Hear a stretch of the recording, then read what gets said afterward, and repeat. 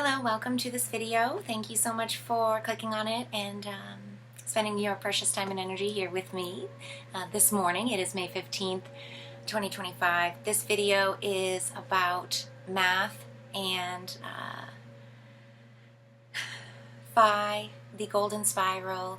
I'm going to be talking about angles, angels, and archons, I guess. Knowledge is light and the bending of light and what we call distortion and lies. I'm not quite sure what I'm going to title the video yet, so that's kind of why I'm giving this sort of little preamble here. But thank you for feeling interested enough to click on the video. If you're new to my channel, thank you so much for joining and checking out everything here.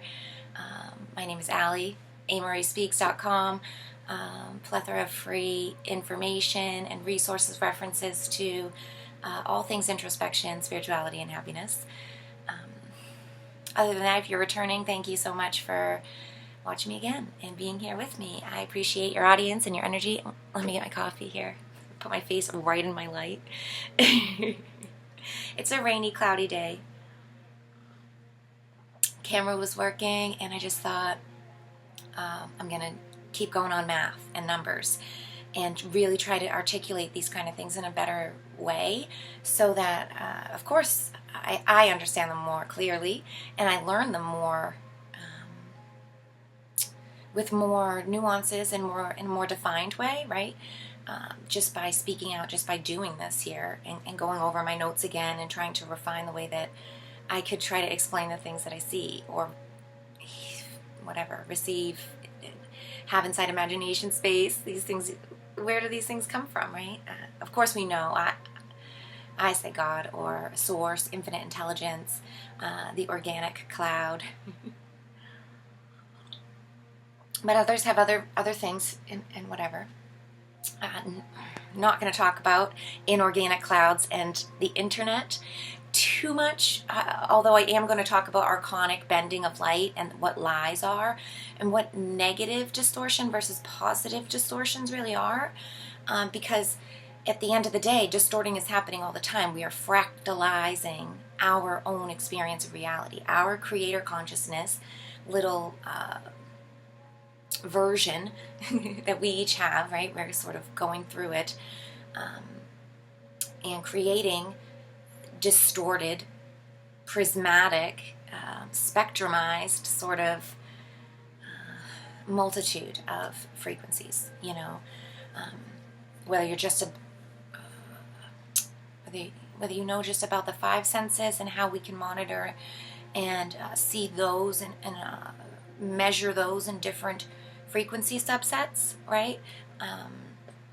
Or whether you're well familiar with that and you even know about more of those paranormal versions and how there's plenty of ways to witness and interpret and measure, you know, and from an evidentiary standpoint about these more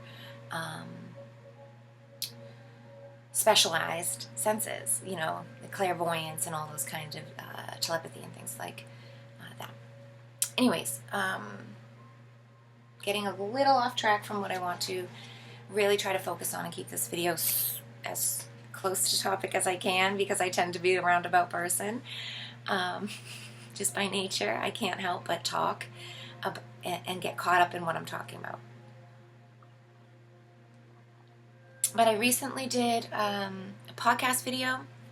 I'll put the link in there in case anyone is interested, just talking a bit about what I'm bringing up here in the video today. I have a basic notes, you know, kindergarten level sketch here. I'm building a blog with better visuals and more, you know, artistic sort of, it'll be more pleasing to the eye, you know. But really, if we look here and you see these two different figures of what I'm talking about, this is what my lecture will be. This is my notes. Not that you need to read my chicken scratch, really. The images and the numbers here are really what I'm pointing at and I'm going to talk about is the sacred spiral, phi, the golden mean, which is sort of, I'm calling it perfect imperfect sharing. but it's versus the sort of what we see in the matrix, in negative artificial reproductions, things that are done for restrictive manners and control mechanisms to control free flow. They have angular bendings. This maybe I've drawn sort of 90-degree angles to showcase, the direct sort of bounce back in opposing views or complete constraint. But sometimes they're not so obvious. The archonic structures can be subtle in their means of directions as well.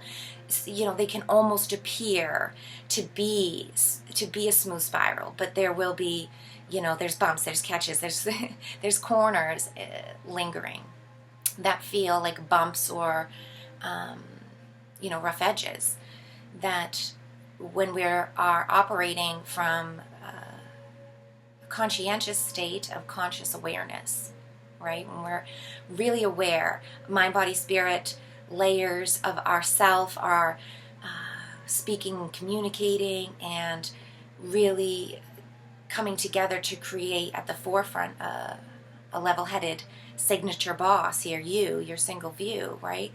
When you're running your systems in productivity and positivity well aligned, there's you notice those kinds of angular bendings. You notice those forcings of negative shadow in the external. We get sort of forced into a lot of them. This is where mind control tactics and all sorts of the matrix's mechanisms of control come into play, which once we learn about truth and what really following that center spiral, your own calling forward, your own good momentum feels like, we don't and we won't be fooled or caught up or be playing victim to these archonic shadows, the negative catalysts, and all these other kinds of things that kind of really at the forefront, eating each other and really going all for it right now. It's very extreme in that place and space. And for someone like myself who's sort of on the fence and can be more of an observer of the fall of Rome and the great new beginnings that are happening sort of off the grid, away from all of that, the new things that are dawning, that really are out there. Great people are doing great things in their own local capacities to really live to their truth and honor organic cycles and honor organic life and get back to the roots and the oneness and tradition. Because what happens with the fall and the apocalyptic times and the crossover, the ends, is that the beginning's there. That's the reason the ends have culminated. And the veil's falling. Everything's quite obvious to almost everyone now. The kind of lost esoteric knowledge, the oneness, the obviousness of the game, the elephant in the room, everything is right there in front of everyone's faces. And sorry, it's humid and I've just done my hair earlier and it's wet, so if I don't kind of do the ends, they're going to fluff out. Sorry, it's distracting. But point being is that I've lost my point saying that. Classic.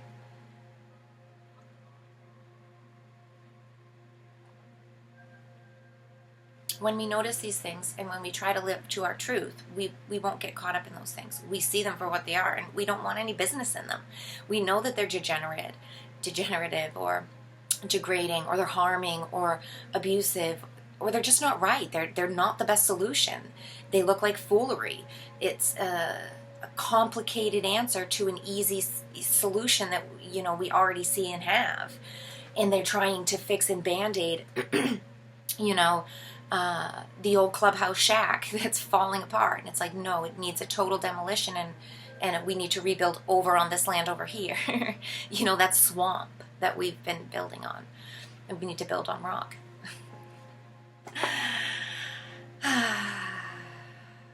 Longevity and truth, these things never change, and this is really the ultimate knowing and path. Is it all speaks the same, just in a different language and time.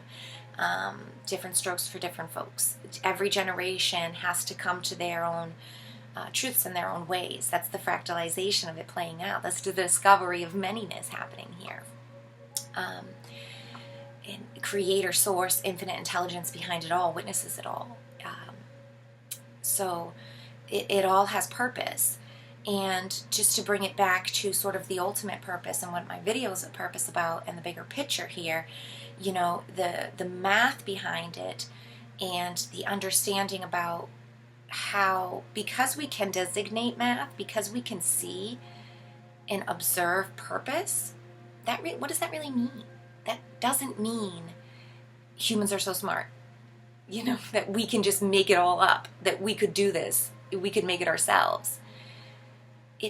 It means humans are a part of great purpose here.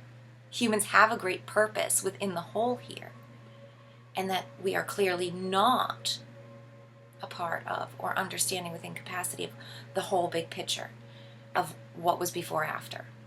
Just if we could all kind of agree to that, you know, I think more and more people could get out of lies and shadow and these habitual turnings, these incorrect bending of light in a negative sense that gets us chasing our tails, that gets us stuck in liar loops of negativity and stagnation and depreciation, really. When in fact, you know, we're energetic beings of light. We feel best when we're moving and changing and growing and fluid.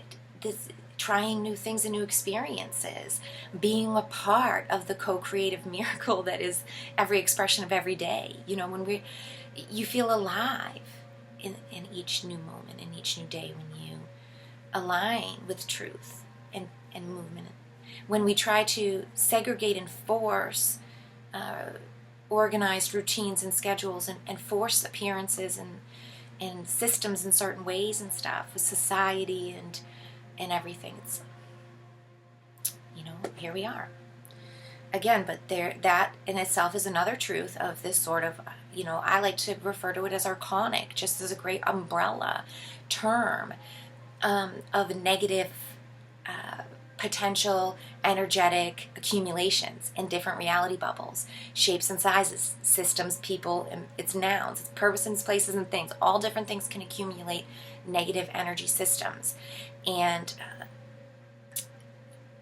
if we could just acknowledge that and then notice that that doesn't feel good for the self system, the person, the cog in the wheel, the servant, the one who has to be a part of that. We have to take off our sovereign coat. I like to call it like a golden coat of sovereignty that you do is best for you. That, you know, you have a calling within you, a birthright, a purpose, and a service to do and express. And when we're doing that and standing that and honoring that, you know, we're sovereign. You're in your sovereign coat, golden coat, you know.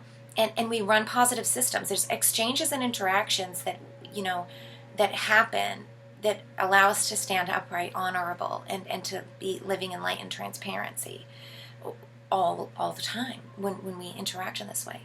But when negativity happens, it's like it asks you to take that off and to bow down to the system and say, okay, I know I'm a sovereign being to make my own choices, but for now I am negating that right to go and serve the system and to make only the choices that are acceptable and allowed for the position that I'm accepting to be a part of within this new whole, this segregated whole that I'm stepping into. Just for now, their boundaries have been set by creator consciousness that I'm a part and I know I could step out at any time.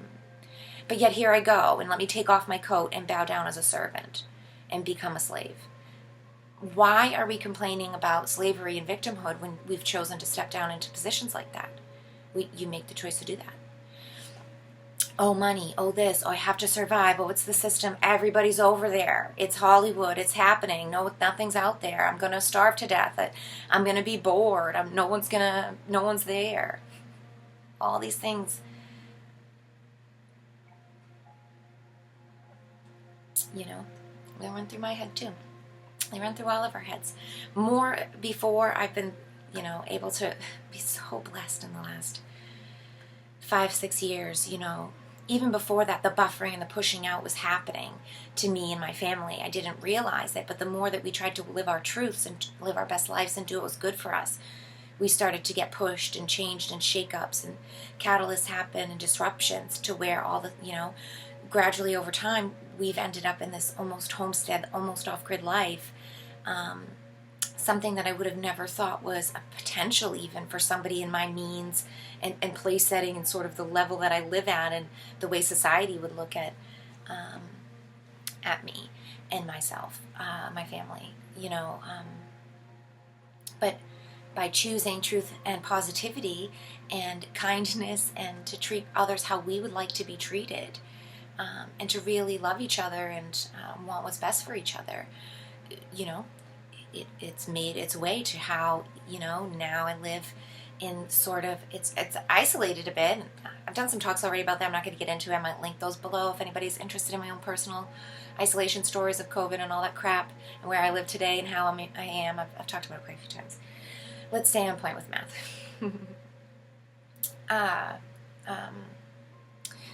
Let me actually get into what I talked about at the start, which I haven't really touched on, which is the intentional distortion and sort of bending of light, and how we can follow the flow to our highest, best good and transparency, to really flow with that spiral as best as we can, to seek that fluid alchemy and day, even just to think of it as each day being really, instead of points throughout your day or to-do list to be checked off or waiting for this time or that time or the weekend or whatever it is that we sort of push through the day, that instead to be able to live in each moment, to really go through your day and be alive in your day and let that day be more fluid. This is a great mechanism, a great metaphor to how we can live in our truth and notice these sort of, what I'm talking about these angular bendings that are incorrect and malaligned to negativity, and not seeking that more current flow to positivity that is smooth, curved.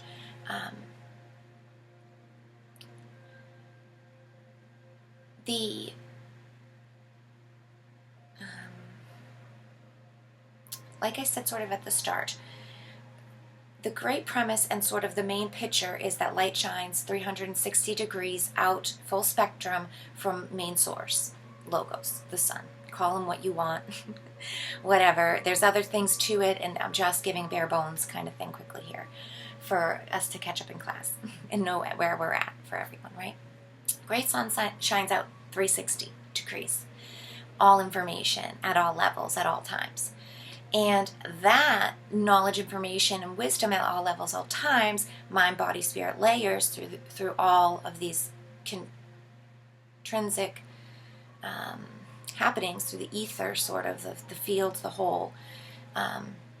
That shines out and is collected by creator consciousness that's already present, happening. Things are established. There's no sense in talking about how it was established and the sort of growth model up till now and stuff. That's conversations for other times, and there's infinite potential there. But just to say that things are what they all are already. Numbers are defined. Place settings are happening. My cup is my cup. I am me. There's trees outside. The buildings are here. We are birthed into happenings already. From Egypt to Rome to the Etruscans to today, there has been peoples before peoples. Every writings, even the Sanskrit writings, Vedic, the Vedas, right, talk about ancients, peoples before them. Of course they talk about people coming, I'm not going to get into all of that, but I just mean social, cultural references to the fact that the people who wrote those things were born by someone who was already there, who had grandparents. Even if they weren't as refined or socialized, or you want to push them into Neanderthals and cavemen and woods people and savages and all this kind of stuff, whatever you feel comfortable with, and go for it. But that fact remains, that it's a thing. So happenings are defined. There are already parameters set with numbers to say this is that and this is that. And we come into this, right? So whatever our parameters are already set to, I like to view it as numbers, and we're talking about math here, so this is, the best thing that I can say, that if we looked at the universe like a paint by numbers for a minute. And certain things are whatever colors they are. And this is very, very loose. But they have defined parameters. And based on their number, their color, they receive certain messages from the 360-degree full source that shines out. They already know their exchanges because they are coded to the great numbers of receival. And so they are absorbing into their scope of reference, their spectrum, manyness, and adding in zeros to the number that they are defined. Say this is a 5, a 2, 1, 7, all of them different, what they really are is, say, 1.000. And we can get into definitions. I love this, even grander definitions, is to say that this is very loose and I'm throwing it out there, but like the number 1 could be all sort of rocks, all firm things. And then when we have 1.1, that could be this type of rock. 1.2, that could be crystal. 1.3 could be soil, I'm just giving quick examples. And so all these different varieties of the number 1, they receive in only the number 1 lighting happening from 360-degree all numbers, infinite numbers. Excuse me, I'm getting excited. My mouth is running away. The sun holds sort of 1 through 9, all numbers infinitely, sending these messages out, the 1s, the 2s, 3s, all through each number. And so rock pulls in the number 1 line of light that is correct for it, information, wisdom, and knowledge, mind, body, and spirit coming through. And it's, say, the crystal 1.2, it has all of 1.2 of discovery space in order for its form of life to play out infinite discovery. And so it absorbs 1.2 and it has 1.20. So instead of it all between counting from 1.2 to 1.3, we could do 1.201, 1.20001, and have all that counting, all of that space in this number to discover itself, to create the gradient. This is how the grand spiraling happens organically, because all numbers are doing these tiny, micro, unbelievably small, couldn't even call it a quark, potentiality choice points in its growing that add to the gradient, that allow it to happen smoothly because it's infinite in its growing, even though it's 0 to 9 only, or 1 to 9 really, because the zeros before and after the grand holding together of all. But 1 through 9, all of the happenings, they have this infinite grand ascension model of absorption of their light and their choice of growth points through it available to them. Humans could be like, number 4, I don't really know, but we have all of 4 to discover, or all of 3 to discover, and we receive in our light, and each one of us is a different number in that manyness of, say, 3 point whatever. Each one of us has our own scatter point plot on the coordinate of the happenings that we have the right to express and develop. We receive our own light through that. Our numbers, based on where we're plotted and who we are our statistics, sort of, our organic, wonderful statistics. Our parameter set, we have chosen who we are, and we choose constantly who we are. This is the power of choice. This is how free will model, and so we're making our choices all the time. We're rolling our dice. We're collecting and organizing and transacting back all of these different points of discovery. What would happen if? Think about this. How do I see this? It's creator consciousness. That's what we're, expressions of. And when we can really accept our role and live life alive, we can really, when we absorb in our choice points from great logos, our mind, body, spirit complex is prismatically, it's cleaner and clearer. The light shines through clean windows, so to speak. They might be stained glass and beautiful. I like to envision them like that, different portions and archetypes and colorations that are us. Each one of us is different in that way. And we receive our light through that differently. And the inside being collects the light based on, how clean it is and whatever points that we choose to light up ourselves, because our choice points, our affinities, our attention and intention really lights up those things that come in. You know, Source might want to send us all of this sort of neutral. You know, it might give all this bunch of light to you in a neutral sense. But us as humans, we have this sort of great antenna of our own interpretation, to where we say, well, I don't like that, or I like this better, or I like this better, and we hold on to these things, or we hold on to those things. Sometimes they're things that we've been conditioned and they're negative, and we hold on to them. You know, it totally happens. And we're impressionable beings, and the structures out there that are unfortunately are, you know, more negative, know that and play off those things. And so, but we can do great work and become strong in ourselves, and they can't bother us. You know, their tricks are as silly as this is one of my favorite sort of metaphors to mark how silly their shadows and the matrix and the archons even become, and possibly, you know, how I like to look at the way devil, great evil, looks to light and to happenings and to God even, and to ascended faithful people, awakened minds and hearts, people who live in positive service. We see the negative service, almost like your best friend or your partner or your dad, somebody who you know very closely, put on those silly glasses, those ones that come with the big giant nose and the mustache, and they have like the eyeglasses over them, and they're like sitting in the house, like, and expecting, you know, that you're not going to recognize them. They try to pretend that they're not them. And it's so obvious. It's so silly. It's foolish for you to even try to pretend that I should go along with that. And yet then you get offended that I'm not going along with it. You know, it's, you know, those types of things, those are shadow reactions. Those are things that are what I'm talking about improper bending of light. It is not a great, it's forcing that great gradient to jump and make conclusions from a certain way, instead of allowing it free expression.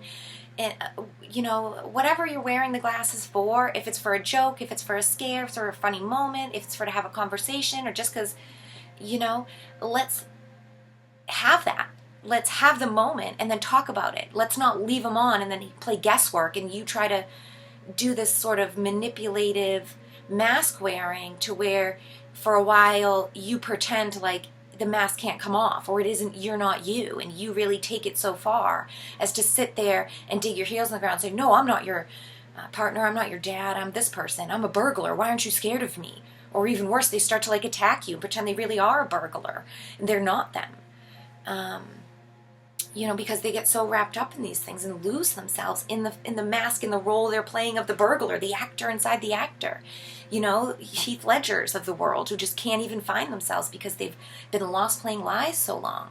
It's take off the silly mask. Let's laugh about it. Let's have a joke. Let's talk about the reason that you've even had it. If it's a cry, if it's something, if it's, you know, a ringing out, if it's whatever is needed to, you know, take them off. But for some reason, like I said, there's this forcing and there's this sticking by it. And that's what the real sort of, why I drew sort of like 90-degree angles here with 1.5 over it.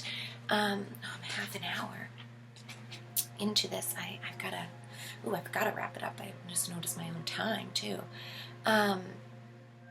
One thing that I'll give briefly, I've talked about this a couple times before, so if you're not new to my channel, then this will not probably be new to you. But if you are new to my channel, or maybe even you've missed these kind of things before, I'll try to share the visuals that go along with this.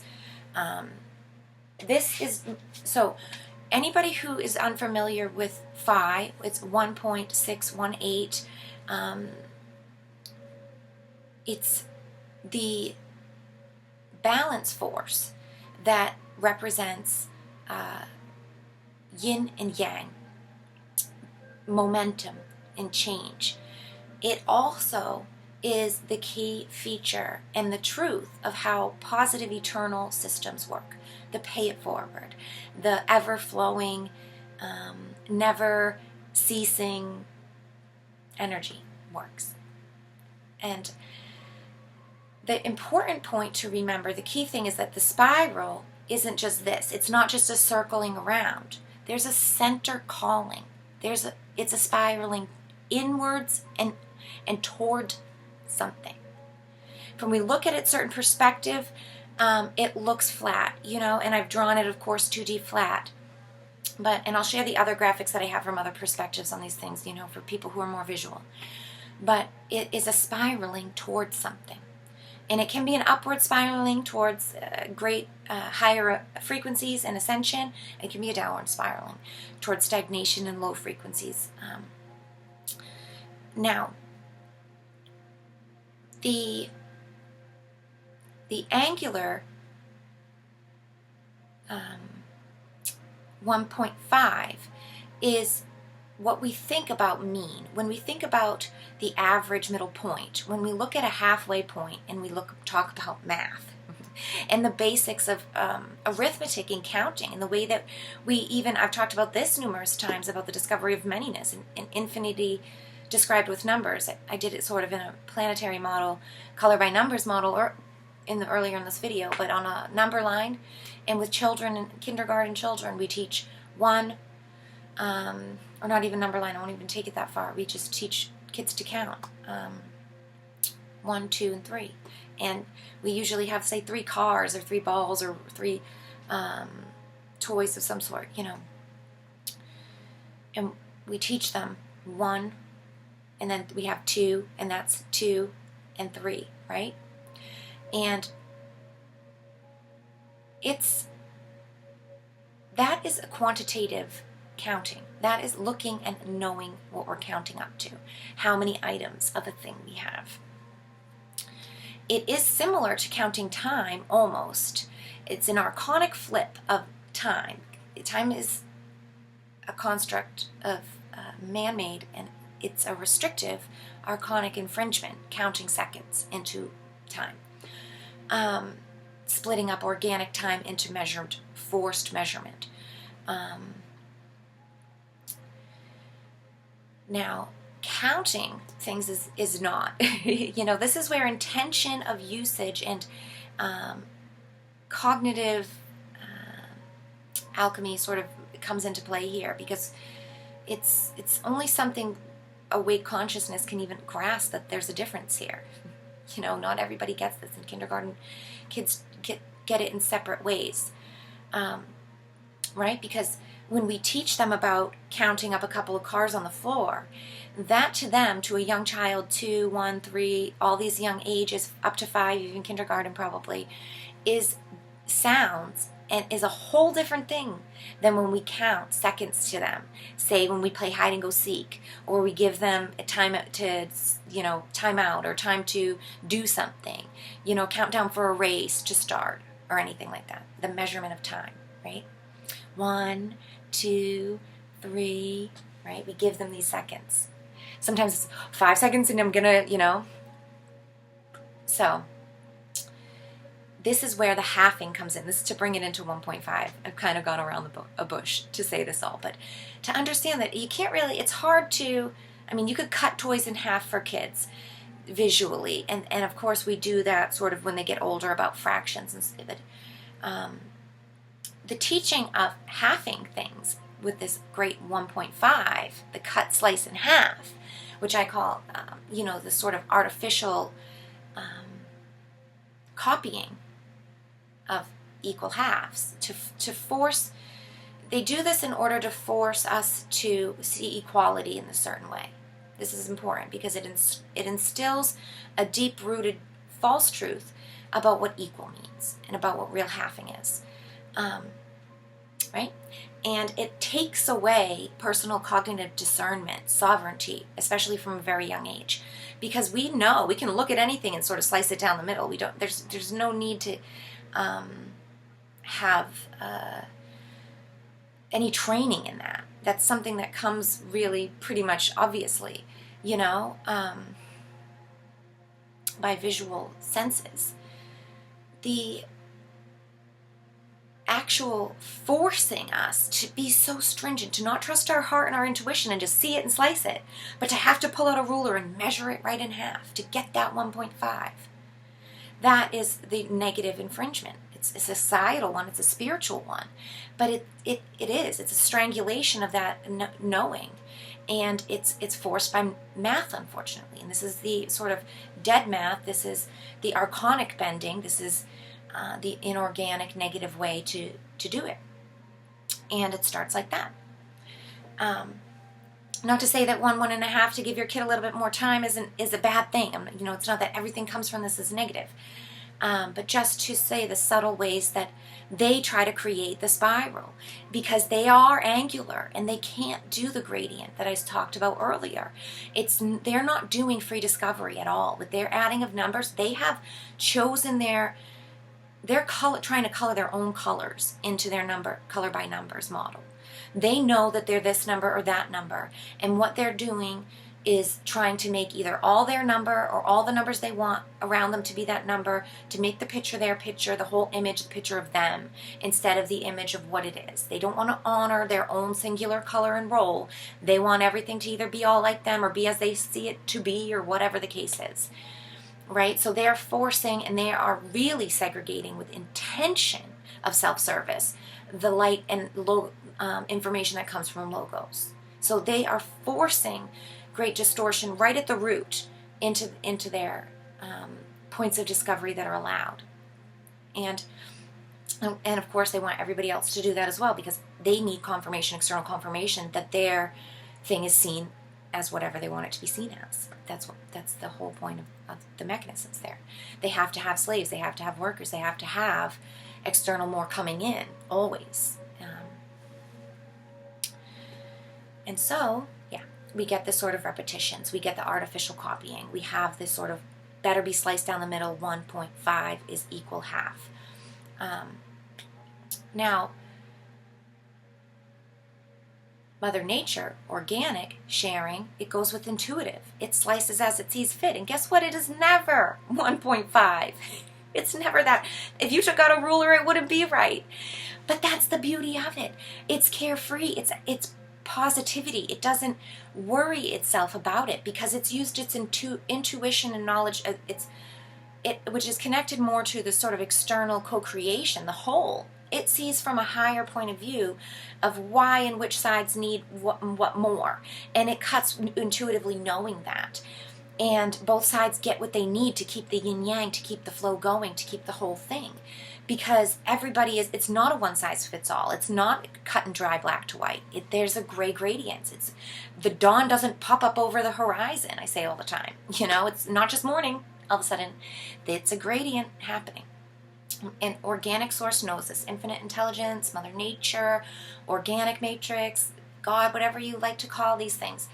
They're all working together. They all mean and point to the same harmonious truths, which is that it happens that way. It's not perfect. In the imperfectness of it is the creation, is the wanting and seeking of perfectness. And so it is 1.618, and I mean, if you get some numbers after that, depending on who and what you think of the math, there's some arguments into that as well, but I'm not going to get into that. But the thing is, when we think about symbiotic relationships and positive service, the pay it forward system, there's always extra. Everything's always in abundance. Everything's rounded up just in case, so that there's always enough, and whoever needs whatever, they get what they need, and needs are met as they arise. There's not storing, hoarding, and projection of needs for later with a budget set, and then it comes from this space later. There's not segregated saving. It's a complete abundance, and then out of the whole, the many are served. And this is, again, another thing that happens, of course, with negative systems. They don't follow that function whatsoever, and that's absolute blasphemy to their laws. Nothing would ever get done. Nothing could ever work like that. But in fact, when we look at nature, everything works like that. So yeah. I mean, in their rat labs, in all their academia, hubs, that's the word, I'm like, ugh, I can't get it out. The hubs, their learning centers, all of their places that they gather together at the, go over their things in their vacuum spaces and their sterile operating rooms and all this kind of stuff with their big ideas and their had and should be's and could be's about things. The fact is, when you step out into reality, it's always a dice roll, it's always chance, and it's not ever exactly as the theoretical plans it to be. And so I think that kind of speaks again to why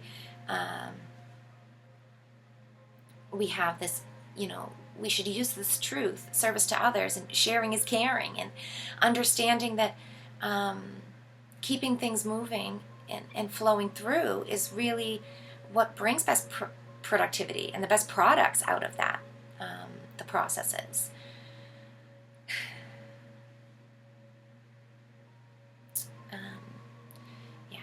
I think once we really start to do that and feel the betterness of it, we can kind of get out of these angular distortions, and also really speak more to those who are doing that, and help them find their own true points of, exploration and discovery, and honoring their light and their shadow points, because it's not that we shouldn't be all of a sudden trying to think everybody's going to be light and bright and there's nothing, no badness, and if there's badness in you, you're bad, and or shadow in you, you're bad, and all this kind of, if you have negative emotions, it's bad. And it's like, if we could pull out of that black versus white and pull it back, and it's not 1.5. This is mechanisms that are placed upon us. It's not that easy to define. And when we let go of that stringent, tight need to define, we find more of ourselves. We find more truth. You find more definement in that. And then you can kind of remember, slow down, bring in that light, the numbers that are meant for you. You'll hear things more clearer. You'll be absorbing and interacting in your life with more conscious awareness and in more aliveness in each moment, to where you listen better, you hear better, you speak clearly, or more clarity at least, because like I said, and I'm going to end with sort of what I wrote here, which was my little bit of ponderings after I had this, I was writing notes to myself, trying to build the blog, to really say this versus that, and the blog will be much more visual and better as to speaking about angels in this sort of dynamic about the different angles of light to be bent in, and how we have sort of archonic negative infringement happening. We also have angelic positive support available as well, and what those look like, and how we hearken into them, or buffer away from them.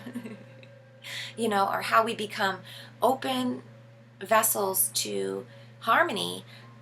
And when we are open vessels to harmony, and we sing our own harmony, the dissonance doesn't want to be around that anyway.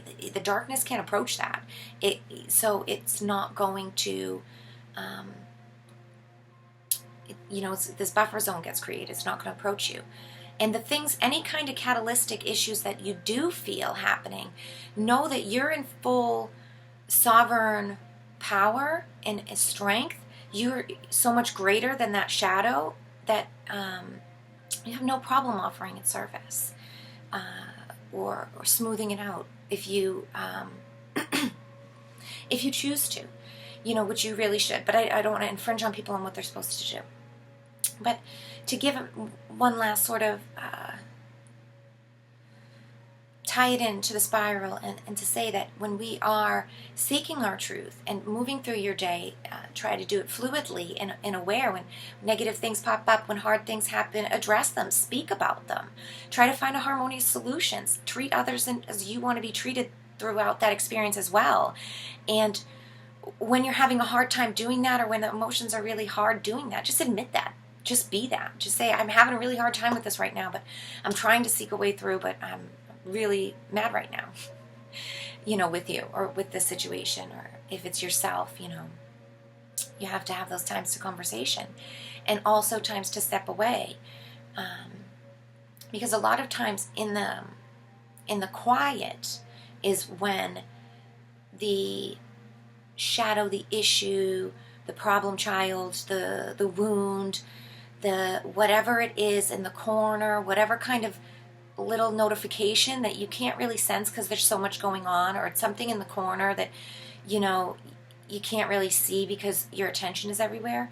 When we stop and meditate, when you quiet down, lay down for a little while, whatever you need to do to sort of exit out of the world, if it's a timeout from the person who's had a thing, if it's your kids or whatever, and you need to get back out away from them for a little bit and have your own time. When you do this, whatever the thing is, it will know, finally, I'm ready to say this. Or everything will be quiet enough to where you'll notice the thing. And you'll be like, oh, it's that. Oh, let me get to it. Especially when we keep up with sort of really trying to do the smoothness, like I've said, really trying to add to your gradient with full awareness, and transparency. Just admit as things are, not to try to make them pretty, make them lovely, make everything look great. No, admit things that don't, admit things that are uglier, admit the things that are beautiful too. Don't cut yourself down about the beauty, and don't overreact about the ugliness. Try to accept everything on that full spectrum and assess it from there. And it really helps create what I'm talking about, the spiraling towards the center, which is your true space of a neutral peace of mind.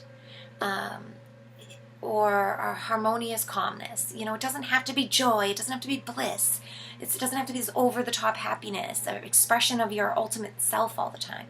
It can just be simple acceptance and gratitude for as you are right now in this moment. To feel neutrally well. That in itself is a great gift to yourself. It's hard enough to get to with the world that we live in these days. Everyone wants to be a vision board version of their highest self, manifest all these things, and become this great, apex person, your 5D person, or whatever that everyone's kicking on about. But being your best self today, I think is hard enough each day. Just going out trying to be the best where you're at, to love yourself where you're at, and do your own good work in this honest way each day, is to simply, to be simple in this way is very difficult, But that simple, this is where the smoothness of the spiraling comes in, instead of these angular shifts. Oh, no, do this, think this way, oh, this. These forces, they are, that's the kind of shadow speak, the bounce back of the lies, the angular distortion of negativity that is, I'm trying to get people to recognize, that I recognize in my own self all the time, that it's smoothed out. It really has, so I know the working works. And so let me get to what I'm going to say about the shadow, archons in general, and our own personal shadows and difficulties. When we're doing this good work, it's like, where can shadows hide? They can't. When we address things right as they come up, when it's a smoothness, there's no corners for shadow, for bad feelings, for toxins, for trash, for disease and stagnation to accumulate in. There's none of these really drastic edges to happen where coagulation of darkness happens, or trash, or things like that. It's everything slips away towards the center. Everything gets dealt with and moving through when we seek in that way. So when you notice that the seeking is gone, and if we're standing still, or there's, you've forgotten sort of the motion of your day, notice that you're probably caught in a corner and notice what's going on and what the corner feels like. It's not that you have to jump right out of it or say to yourself, how dare you do that, or today's canceled, like not a good day because all of a sudden I've noticed this. It's like, awesome, yes, I'm here. Like, how'd I get here? What's it about? Let me grow my gradient. And then I'm strengthening myself by remembering this this stuckness, and then finding true center from here this time. You know, I've been stuck over there, I've done this, I've been down this way, but not here yet, or I didn't notice this one yet, so let me gain perspective back to truth from here now. Let me find my way home from this route, you know. That's the exploration of manyness, you know. It's your truth is your home, the North Star. It's super far away. I think maybe end of life we get a great meeting of it, or something like that, the before and the after. So don't want to rush there, unless you do. I mean, I'll meet mine whenever it comes. That's sort of my great humbling hand-holding promise with Source, is that I will trust and accept that when I'm called home and my purpose is completed, that's the moments, you know, and that's the before and after is meant to be meant at that time. And for here and now is here and now. And I'm not going to worry about before and after till that. And here and now matters to me, to stay in it and to live it to my best every day, in literally each moment in every day, right? Because when we live for the day, to create the smooth gradient in your day, instead of morning, noon, afternoon, night, these sort of pivot, these scheduled really points, but instead to live like the sun, to live like the animals outside do, the trees do, the flowers, they move so slowly with the sun, you know, and they close up when the sun goes down. And to live like that in your life, in your schedule, in my day, that's how I'm aiming to live my life. That's what I mean by creating more of a smooth spiraling. It's more of this listening and going with your flow each day. Every day is eternal. Each day lasts as long as it does. Each moment lasts as long as it does. It's not, oh, it's 10. Oh, it's noon. Oh, it's 3 o'clock in the afternoon. I better do X, Y, and Z. Oh, it's 5. Gotta do, you know.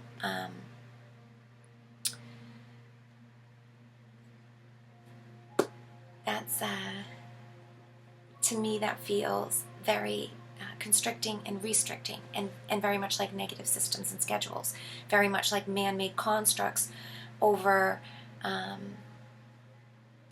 sort of negative overlay or undertone, you know, with this negative undertone in it.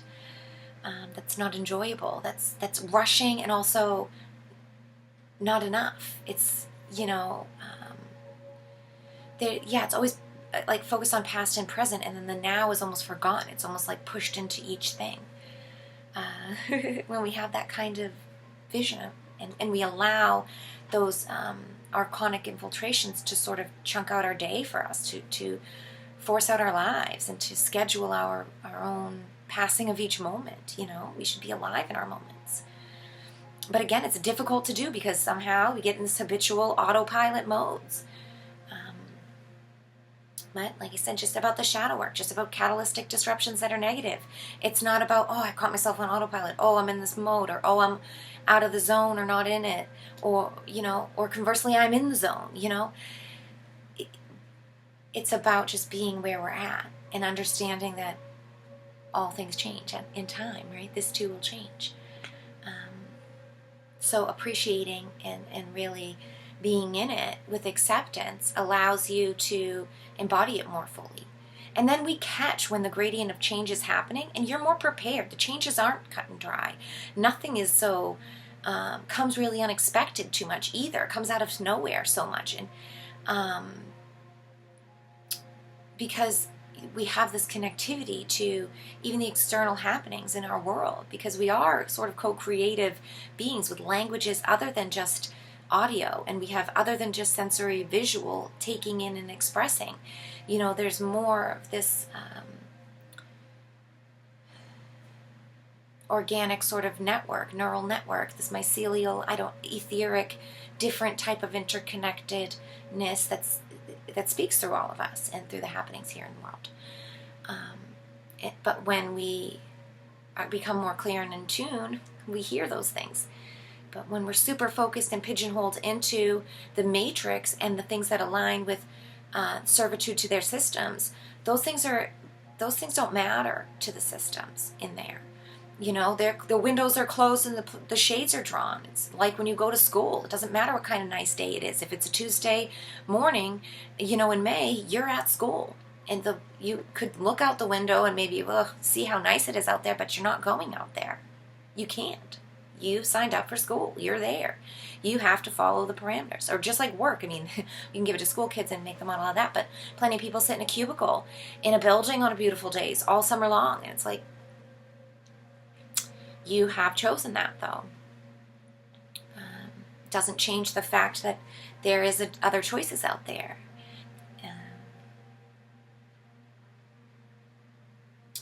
Okay, I guess I've had enough, and I've talked for so long. If you've really sat with me for almost an hour now, I appreciate your audience so much. Thank you for joining me this morning. It's kind of all around the world rant. It's helped to comb through a little bit more, get the talking points out, hash out my own sort of brainstorming things for later. So thanks for joining me on that and witnessing my contribution here, a clunky contribution to the collective as it is.